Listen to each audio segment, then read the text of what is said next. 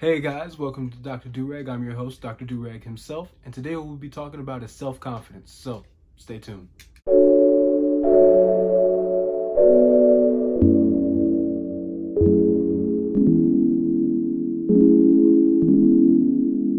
And welcome back. Now, you're probably wondering, the lighting is a little different today. I'm actually recording this in the middle of the day because I forgot to record when I was supposed to. So, procrastination, don't do it. But let's get right down into it. Confidence of self-confidence, looking within yourself and feeling proud of it.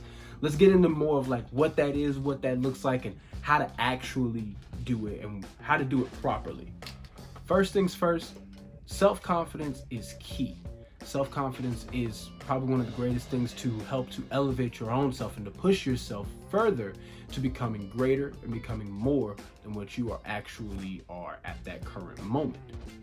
Self-confidence feeds into a lot of different aspects of our lives. We go through self-confidence episodes more often than not. You know, we might look at ourselves in the mirror one day and say, you know, I look kind of good today, or oh, I could do this, or oh, I look like that, and everything like that. But oftentimes, a lot of self-confidence can be seen as being prideful. Being prideful is not what you want when it comes to self-confidence. Yes, self-confidence is a form of pride, but being prideful is being full of pride. And that's where the bad comes in. You can have pride in yourself and what you do and everything that comes your way. I have a certain stigma with myself where I won't put my name on something if it doesn't meet my standards. I don't want for something to be subpar. I don't want for something to be less than what I'm actually capable of. So if it doesn't have my name on it, then it can't be for me. But if it has my name on it, it meets my standards, it meets my own personal scale as to what I hold myself to.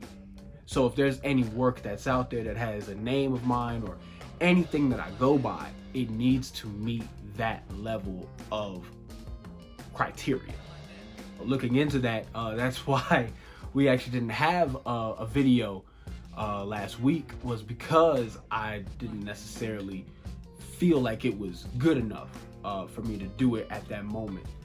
I know we had a video drop that week anyway, but it wasn't the same one that I was going to record for that Friday because if I don't feel like it's good enough, it's not gonna show. It's not going to be produced. I'm not gonna put my name on it or Dr. Durag or anything if it's not up to par.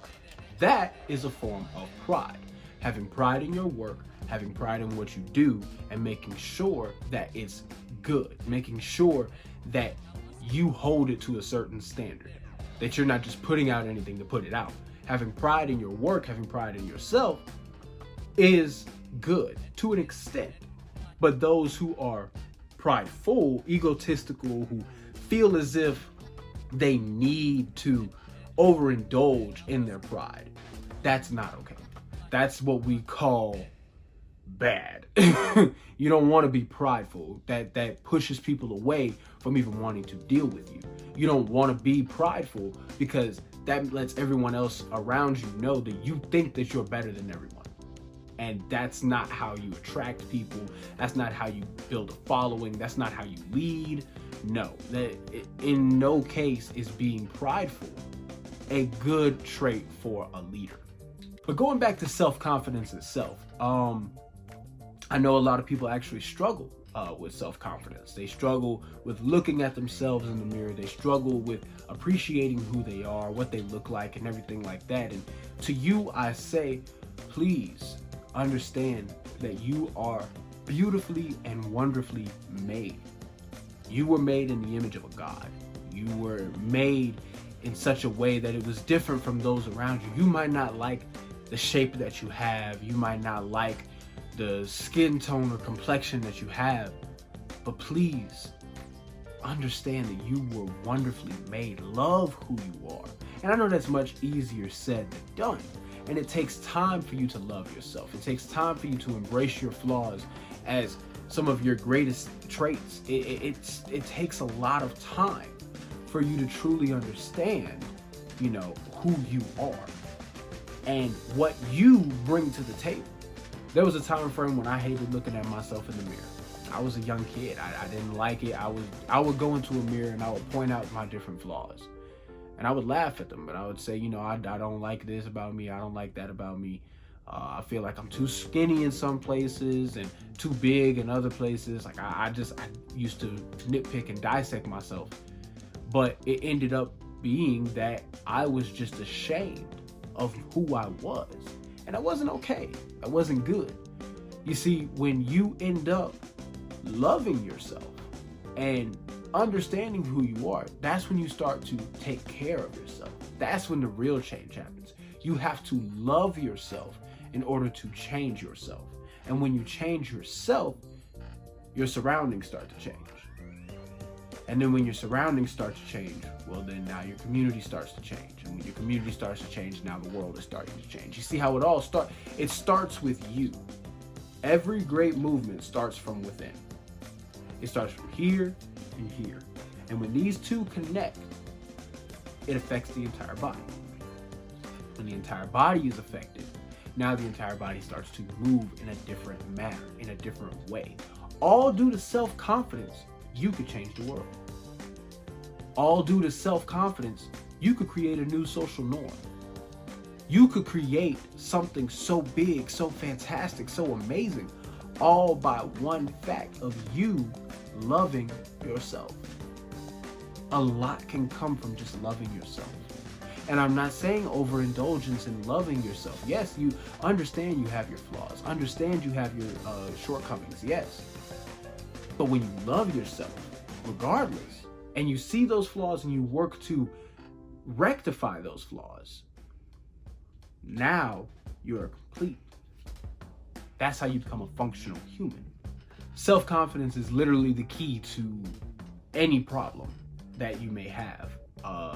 You might have a problem with math, and the first thing that you need to do is, okay, I don't understand this problem.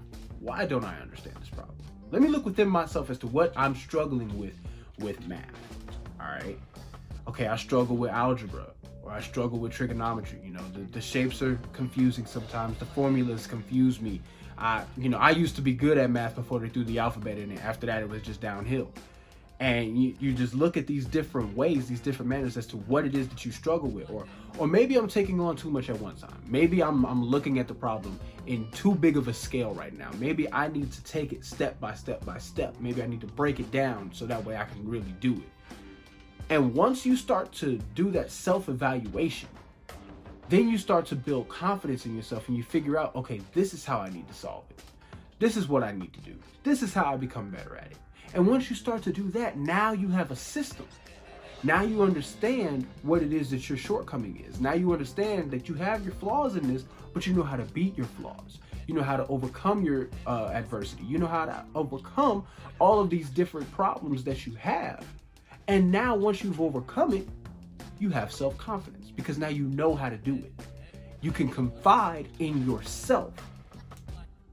Trust, you can confide in yourself. Love, and you can confide in yourself. Adversity, well, not adversity, I'm sorry, that's the wrong word. You can confide in yourself the tenacity to continue to move forward. And that's what self-confidence is capable of. So I have a challenge for every single person that is watching this video. I want you to take a paper out. I want you to write out your flaws, but I want you to write out what you're good at. And with your flaws, I want you to look at them, and I want you to connect them to what you're good at and figure out a way that you can overcome your flaws with what you are capable of. And then once you're finished doing that, and even before you even start it, at any point during this, I want you to go into the mirror and I want you to say, I love myself. And I'm going to do whatever it takes to better myself because I have self-confidence. So that's my challenge to you. And with that being said, that's the end of the video. Yes, I am a doctor. Don't ask for my degree because every Durag I own is another PhD. Doc out.